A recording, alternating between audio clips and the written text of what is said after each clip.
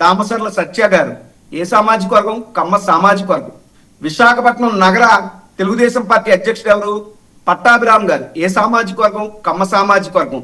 Swachhandhra corporation chairman గా విశాఖలో పెత్తనం చేస్తున్నటువంటి పట్టాభి గారు ఏ సామాజిక వర్గం?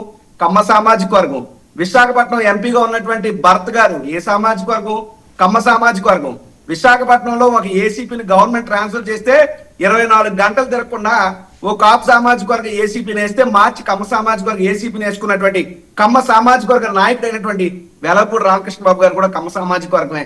నేనేమంటున్నానంటే ఎంతమంది కమ్మలను తెచ్చి విశాఖపట్నం మీద పెత్తనాలు చేయిస్తుంటే అప్పుడు లెగలేని నోరు కాపులున్న చోట కాపుల్ని మా పార్టీ రీజనల్ కోఆర్డినేటర్ గా పెట్టుకుంటే ఎందుకు అంత ఉలుకు అని అడుగుతున్నా. అంటే కాపులు మీ దృష్టిలో ఏంటి? మేమేం చేతవాత కాదనమా? మాకేం దమ్ము ధైర్యాలు లేవా? మాకు సత్తా లేదా? గుండెల్లో కలేజా లేదా? ఏంటి మేము గాడిదగుట్టు ఇంకో జాతి కన్నా మేము తక్కువ? ఖచ్చితంగా చెప్తున్నా, కాపు జాతి బిడ్డగా చెప్తున్నా, మా జాతిని ప్రేమిస్తాం, ప్రాణం పెడతాం, పర జాతిని ఖచ్చితంగా గౌరవిస్తాం. ఏ ఒక్క జాతిని కూడా కించపరచడం నా ఉద్దేశం కాదు. నా జాతిని, నా జాతి నాయకుడు ఎవరైనా కించపరిస్తే తోటాల లాంటి మాటలు, నిప్పు కణికల లాంటి ప్రశ్నలు దూసుకొస్తాయి. కాపు జాతి గురించి ఎవరైనా మాట్లాడే ముందు just think once or twice before you talk. ఇది మీడియా మిత్రులుగా మీకు చెప్తున్నటువంటి మాట కాదు, సోకాల్డ్ ఈ ప్రచారం చేస్తున్నటువంటి కుహానా మేధావులు నేను చెప్తున్నటువంటి మాట.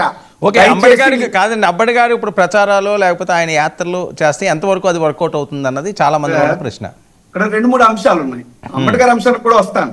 మీరు మీ ఇంట్రోలో మీరు చెప్పినటువంటి ఒక్కొక్క అంశానికి ప్రజలకు వివరణ ఇవ్వాల్సినటువంటి బాధ్యత పార్టీ రాష్ట్ర అధికార ప్రతినిధిగా కానీ ఆ జాతి బిడ్డగా కానీ నా మీద ఉంది. కాబట్టి నేను ఇవి ముందు వివరంగా చెప్తున్నాను. అంటే ఏ రకమైనటువంటి కక్షపూరితమైనటువంటి విష ప్రచారం కాపు జాతి మీద ఈ ప్రభుత్వంలో జరుగుతుంది అని చెప్పడానికి నేను చెప్పినవన్నీ ఉదాహరణ.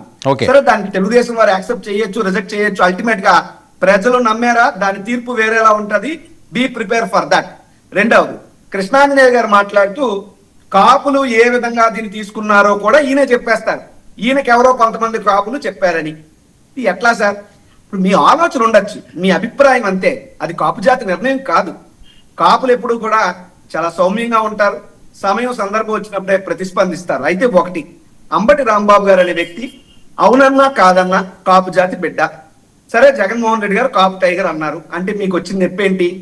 చంద్రబాబు గారు సింహం అయిపోవచ్చు, లోకేష్ గారు హీరో అయిపోవచ్చు, పవన్ కళ్యాణ్ గారికి ఇంకో పెద్ద అయినది ఇంకో బిరుదు ఇవ్వచ్చు, తప్పులేదు. ఎవరికి ఉండేటటువంటి గౌరవ మర్యాదలు, ఎవరికి ఉండేటటువంటి రాజకీయ బిరుదులు, ఎవరికి ఉండేటటువంటి వారి అవకాశాలు, గౌరవ మర్యాదలు ఉంటాయి. ఎందుకు అంబటి రాంబాబు గారు కాపు టైగర్ అంటే మీరంతా ఉలిక్కి పడుతున్నారు? అతనికి ఆ స్థాయి లేదని నిర్ణయించడానికి చెప్పడానికి మీరెవరు?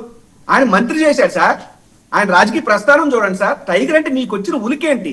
మీకెందుకు నొప్పి పడుతున్నారు? మీరు ఎందుకు అంగీకరించలేకపోతున్నారు? కాపు జాతి అంగీకరిస్తుందా లేదా అనేది పక్కన పెడదాం, అది సమయం వచ్చినప్పుడు చెప్తారు. అయితే ఆ కాపు జాతి వ్యక్తి మీద ఒక దాడి జరిగింది. సరే, అంబటి రాంబాబు గారు కొన్ని అనుకున్నటువంటి మాటలు పొరపాటున స్పర్ ఆఫ్ ద మూమెంట్ లో మాట్లాడారు. అది చంద్రబాబు నాయుడు గారిని కాదన్నారు. మరొకరినైనా, చంద్రబాబు గారినైనా, తెలుగుదేశం పార్టీ కార్యకర్తనైనా ఆ భాష అనేటువంటిది తప్పు అని చెప్పి మేమన్నాం. అంబటి రాంబాబు గారు కూడా దాన్ని అంగీకరించారు, తప్పు అని చెప్పారు. ఇన్ స్పైట్ ఆఫ్ దాట్ ఆయన మీద దాడి చేసి, హత్యాయత్నం చేసి, ఇంటికి నిప్పు పెట్టి ధ్వంసం చేసి ఒక విధ్వంసకాండ చేస్తే మాట్లాడిన వ్యక్తిని తీసుకెళ్లి 18 రోజులు మీరు జైల్లో పెడితే, దాడులు చేసిన వాళ్ళకి స్టేషన్ బెయిల్ ఇచ్చి మీరు పంపిస్తే అది అంబటి రాంబాబు గారు అనేటువంటి వ్యక్తి మీద కక్షపూరితంగా మీ ప్రభుత్వం వ్యవహరించినటువంటి తీరు కాదా? ప్రజలు అర్థం చేసుకోలేంత అమాయకులా? కాపు జాతి మీద జరుగుతున్నటువంటి దాడి కాదా? రెండవది, ఒక అంబటి రాంబాబు గారి మీద జరిగితే వ్యక్తిగతంగా ఆయన ఏదో మాట్లాడారు, ఆయన దాడి చేశారు అనుకుందాం.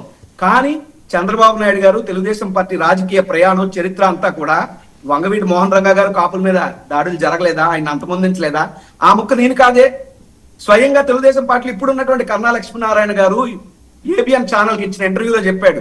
రంగా గారిని అంతమొందించిన విషయంలో కానీ నన్ను కూడా ఫిజికల్ గా చంద్రబాబు నాయుడు గారు ఎలిమినేట్ చేయాలనుకున్నారు, రంగా విషయంలో సక్సెస్ అయ్యారు, నా విషయంలో ఫెయిల్ అయ్యారని కన్నా లక్ష్మీనారాయణ గారు చెప్పారు. ఇది మర్చిపోతారా ఎవరైనా?